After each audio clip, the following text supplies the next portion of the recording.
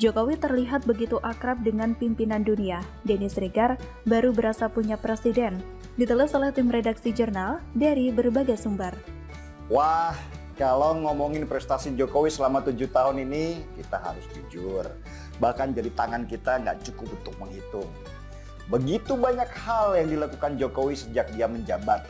Dan itu berdampak banget pada pembangunan di Indonesia. Kesempatan kita bisa mengintegrasikan industri-industri besar yang ada di dalam negeri. Melalui persahabatan yang tulus, maka hubungan Indonesia dan Australia bukan saja bermanfaat bagi kesejahteraan kedua negara, namun juga bagi kawasan di sekitar kita dan bagi dunia secara keseluruhan. Terima kasih. Thank you very much. Halo, berjumpa kembali di channel Redaksi Jurnal. Pegiat media sosial Denny Sregar memberikan komentar kepada Presiden Jokowi terkait kunjungan ke Roma untuk menghadiri KTT G20. Dalam cuitan Twitternya, Denny Sregar mengatakan sekaligus melampirkan sebuah foto Presiden Jokowi dengan para pemimpin-pemimpin dunia, yang jika dilihat, mereka begitu akrab. Kata Denny, perhatian banyak pemimpin negara G20 ke Pak D. Jokowi saat ini bukan saja karena ia seorang presiden, tapi ia adalah presiden dari negara keempat terbesar di dunia yang sedang menuju menjadi negara besar di Asia Tenggara.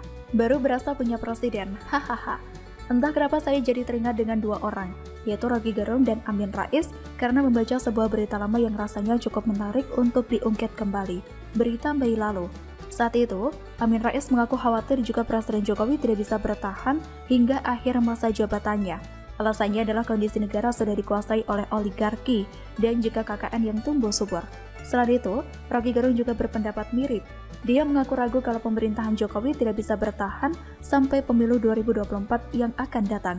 Dia merasa khawatir terhadap pemimpin Indonesia selanjutnya yang akan sangat terbebani oleh beban yang diberikan Presiden Jokowi selama 2 periode kepemimpinannya. Jika dilihat secara seksama, memang benar jika Indonesia baru kali ini berasa mempunyai presiden.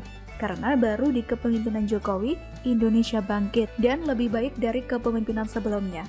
Kita harus bangga Indonesia dipercaya menjadi presiden G20. Ini pertama kalinya dalam sejarah keikutsertaan Indonesia dalam G20.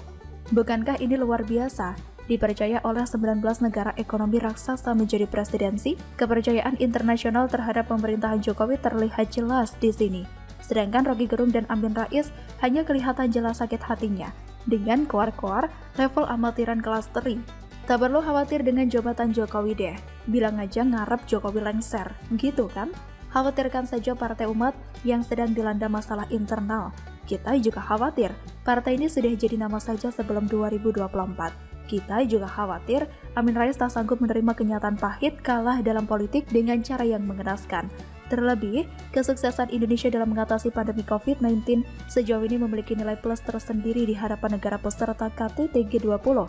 Dan, tak hanya terkait pandemi, sikap keras dan juga tegas Presiden Jokowi terhadap Uni Eropa selama ini juga menjadikan posisi tawar Indonesia setingkat lebih besar. Bahkan di sebuah kesempatan saat Uni Eropa akan membawa persoalan akibat kebijakan larangan ekspor nikel yang diterapkan pemerintah Indonesia ke WTO, Jokowi tak gentar malah memerintahkan cari lawyer terbaik Indonesia berkelas internasional.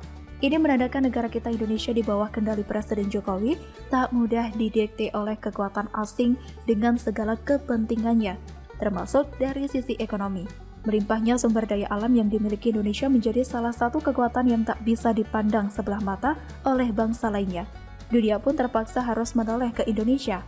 Saat bangsa, pemimpin negara lain, kelompok atau elemen dunia sibuk bicara ancaman perubahan iklim ataupun global warming berbusa-busa, Presiden Jokowi pun gerak cepat tak banyak teori. Presiden Jokowi langsung terjun dan nyemplung ke laut, menanam mangrove bersama rakyat dan pegiat pecinta alam. Di saat kunjungan kerja di daerah yang dekat dengan pantai, itu adalah sebuah simbol agar dilanjutkan pihak terkait. Hanya jenis pribadi yang kerdil hati dan cepat cara berpikirnya melihat kondisi yang ada. Tapi sayang seribu sayang, masih cukup banyak rasidu di negara ini yang tak bisa melihat keseriusan pemimpin negeri yang sedang berusaha keras membuat pondasi untuk anak cucu di kemudian hari.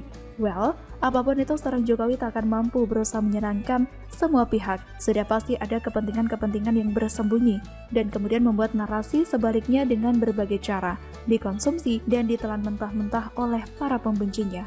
Begitulah kura-kura.